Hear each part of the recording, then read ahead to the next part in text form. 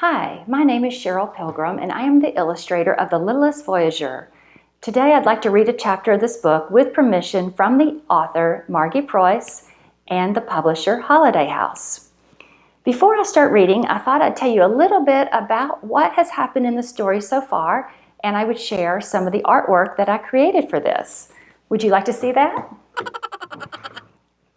This is the painting I did for the front cover. You can see the painting is much larger than what is published in the book. And this story that we're reading, of course, is about a little squirrel named Jean-Pierre Petit Le Rouge. And he decides to travel along with these 8 voyageurs on an adventure. And there's little Le Rouge looking out, seeing the canoe with the man and thinking, I want to join in on that.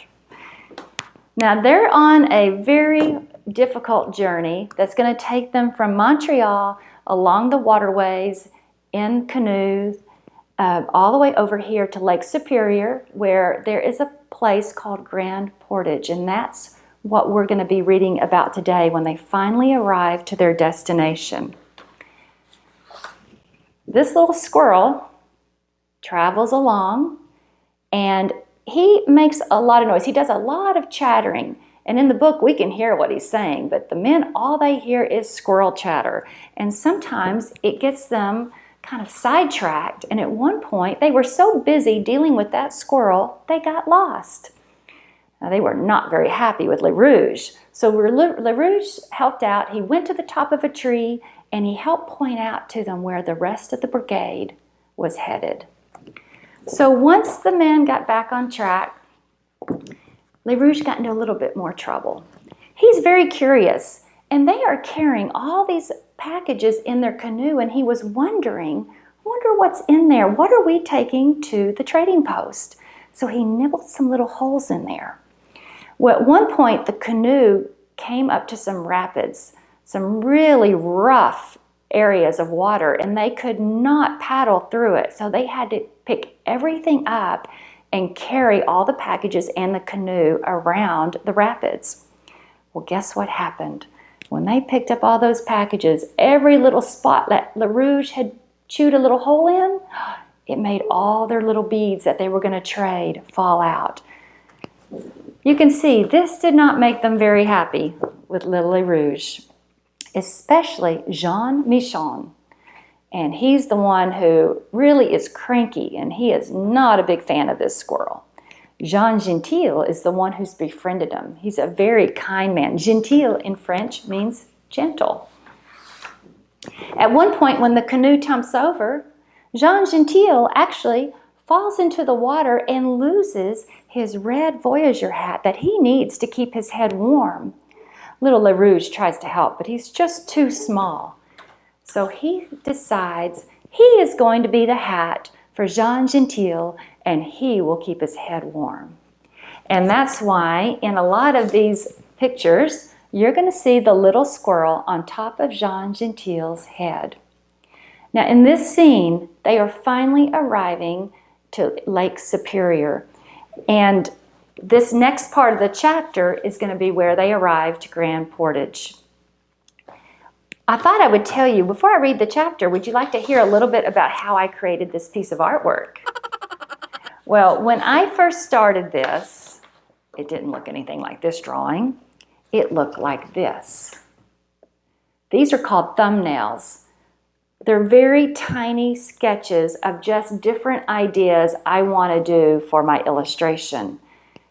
And I try a lot of different angles and a lot of different views. And probably I'm the only one who can even tell what's going on in these. In fact, normally I don't show these to anyone else because they're not very pretty. After I have an idea of what I want to do, I draw some rough sketches. These are still not finished, but it gives the editor an idea of what I want to use for the illustration. You can see this one came back with some notes. I made a big mistake on this drawing. I have the canoe coming in this direction, and the canoe is actually supposed to be coming in this direction. Now normally that probably wouldn't matter in a drawing, except this is a historical fiction book. That means it has to be accurate for what really happened in history.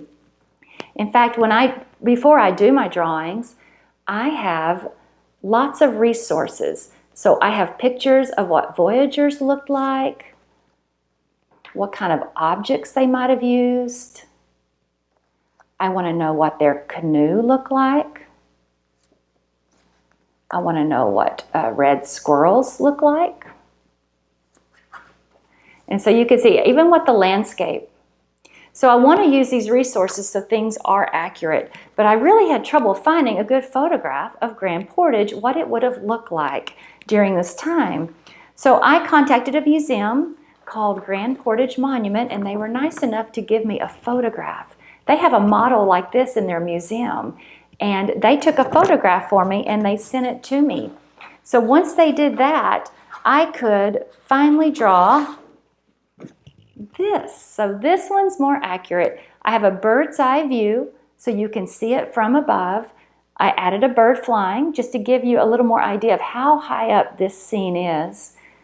The canoes are going the right direction now, and this was the one we ended up using for the final drawing.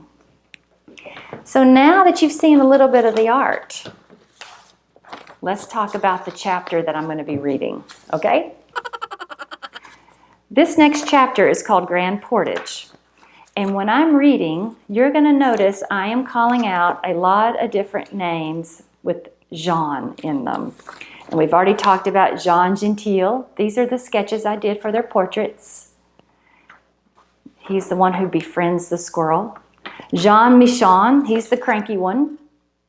He is not a fan of that squirrel. He likes to fight. Jean-Luc, he's the young one. So he's still learning how to be a voyager. He has lots of questions, lots of learning to do. Jean-Jacques, he likes to sing. And actually they all sing a lot on the voyage, but he's the lead singer. And the chef, Jean-Louis. And some of the others you've probably heard, Jean-Paul, Jean-Claude, and the strong one, he always carries extra parcels, Jean-Henri. So as I'm reading, be listening for those Johns. Grand Portage. My heart was thrumming as we rounded the point and beheld the stockade that surrounded the trading post. From my place on top of Jean Gentile's head, I saw buildings inside the stockade and many tents outside. The long sand beach was lined with dozens and dozens of canoes belonging to the brigades that had arrived before us. On shore, voyageurs were carrying gear, mending canoes, chopping wood, and tending campfires. Such a swirl of people. Soon our canoes joined those of other brigades on the beach, and we began unloading our cargo. And by we, I mean the other Jeans. What do we do with our goods? Jean-Luc asked. We carry all our cargo to one of the warehouses inside the trading post, said Jean Gentil, where everything will be unpacked, sorted, repacked, and weighed. So then we pick up what we came for and we can go home? Jean-Luc asked. No, growled Jean Michon. First we work. Work? Jean-Luc squeaked. Work, the others all echoed. We portage bundles, bales, and kegs over the Grand Portage to Fort Charlotte, said Jean-Paul. And portage other bundles and bales back, added Jean-Jacques. It's only 17 miles round trip, Jean-Henri casually mentioned. Then we do it all again, said Jean-Paul. Several times, Jean-Henri added enthusiastically. When we're done with that, we do whatever else the bosses tell us to do. Cut firewood, repair buildings, repack items, and so on, said Jean-Claude. 6 days of work, said Jean-Paul. Oh, Jean-Luc said, sounding disappointed. Then 6 days of fun, Jean-Paul finished. Singing, sang out Jean-Jacques. Eating, Jean-Louis smacked his lips. Test of strength, Jean-Henri bellowed. Fighting, Jean Michon growled. And reading, Jean Gentil said with a happy sigh.